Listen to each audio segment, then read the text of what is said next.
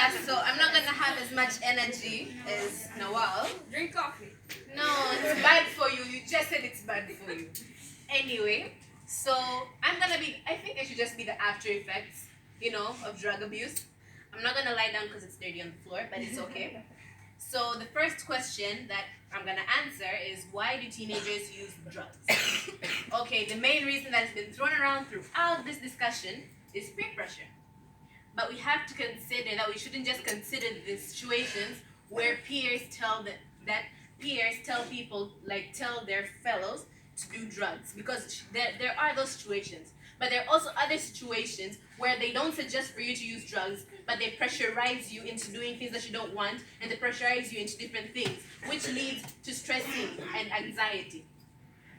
And that leads for people to take antidepressants, which are drugs. Which means basically peer pressure doesn't only work in one way, it works in various ways. So that means someone could pressurize you to do something that you don't want, like maybe break into the school, and that decision making and that the fact that you are like, I can't say no because they're my friends and everything, it'll make you anxious, it'll make you worry. If I don't do it, they won't be friends with me and everything. Then they'll want to relax, they'll feel stressed, they'll feel anxiety, they'll feel all the different emotions, and they'll want to just stop it and switch it off. So they'll take drugs like antidepressants, like weed, so they can forget about this for at least a few hours. That, my friends, leads to addiction. Addiction makes you want to take it over and over and over again. So when you become addicted, then you can't stop. This is another reason why teenagers end up becoming drug addicts. Also, when you consider addiction, another way that you cause drug addiction is the fact that in the society, we are not going to deny the street children and the poverty that's going on. So these street children are told to help in the movement of drugs, for example, selling drugs. But most case scenarios, that how the drugs are being moved is that they have to put them into tiny balloons or plastic, and then they have to swallow it, and then go to the place where they're going to sell it, and then remove it in one way or another. How do you know? Hey, don't question. Exactly, thank you. Yes. How do you know?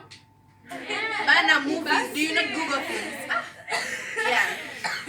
So, when they do that, there are many cases where these plastic or the containers that they put the drugs in, they break while they're in the person's stomach, which means that it will go into their system. Someone who is abusing drugs, rehabilitation centers, that has been explained very widely, so I feel like I shouldn't touch upon it.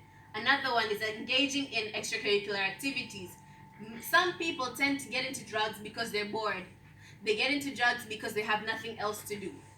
So, tell them, hey, go play sports, hey, go do a competition, hey, go do this. Make sure that they're continuously active. If they keep busy, they won't think about you doing drugs. If they keep busy, they won't have chances to meet up with these people who would provide them with drugs. They'd be too busy doing other things which are more productive and that are more beneficial to them. Also, we also have to think about, if possible for the family, if they're able to, relocation. Morning. Evening. Afternoon. Good morning. Good morning. Dear teachers and my fellow students. Good morning.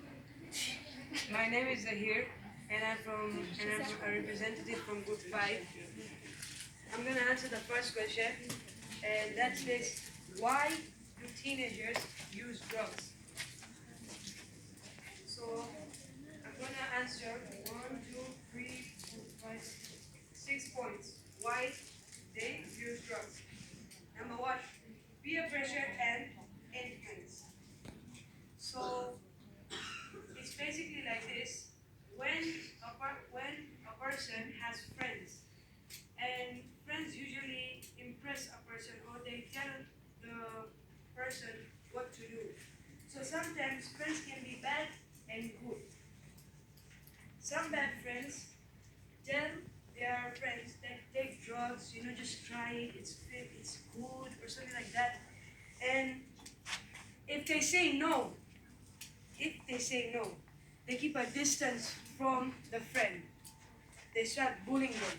They start keeping labels on themselves. For example, at the canteen, he they feel like maybe I should start drugs. Why? Because I feel good in it. And it takes out all my worriness there. Another thing is desires for new experience.